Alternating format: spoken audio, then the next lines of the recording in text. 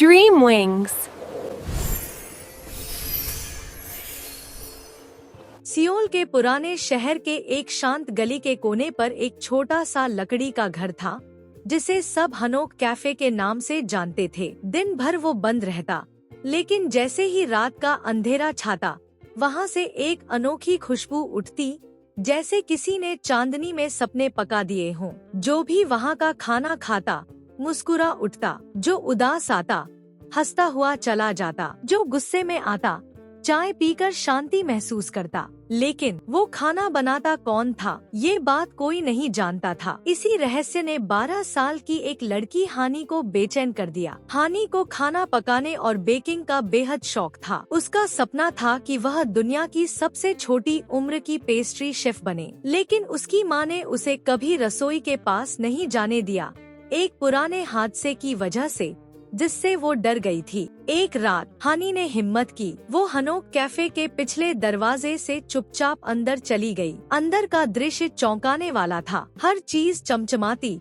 सलीके से सजी हुई, और दीवार पर एक रहस्यमयी पेंटिंग। एक के हाथ में चम्मच, एक के हाथ में छुरी और एक के हाथ में एक शानदार केक। अचानक पेंटिंग से एक रोशनी चमकी और वो तीनों लड़कियां तस्वीर से बाहर आ गईं। ये थी हनोक कैफे की परियां। मिंजी, वो खाने के स्वाद में छिपे जज्बातों को सुन सकती थी। सोरा, वो जादुई सामग्री खुद उगा सकती थी, बिना बगीचे के बगीचा उगाने वाली। बोयांग, वो हर खाने को एक सपना बना देती, ऐसा सपना जो खाने वाले की यादों में छिपा होता। हानी को देखकर वो हैरान रह गई। इंसान इस जादुई दुनिया में। पहले तो वो उसे तुरंत वापस भेजना चाहती थी, लेकिन जब उन्होंने हानी की आंखों में सच्चा प्यार और जुनून देखा, तो उन्होंने उसे एक परीक्षा देने का निर्णय लिया। गायब स्वाद का रहस्य। कैफे की सबसे कीमती जादुई किताब, जिसमें दिल की खुशबू वाला पुराना नुस्खा लिखा था,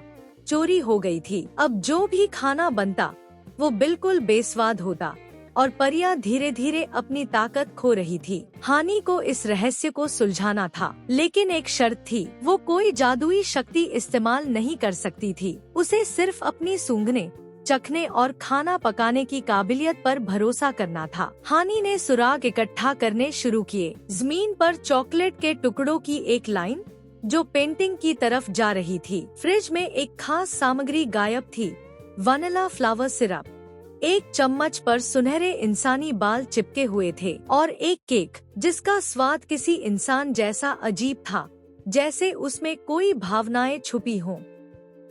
हानी को शक हुआ बोयांग पर, और फिर उसे सच्चाई का पता चला।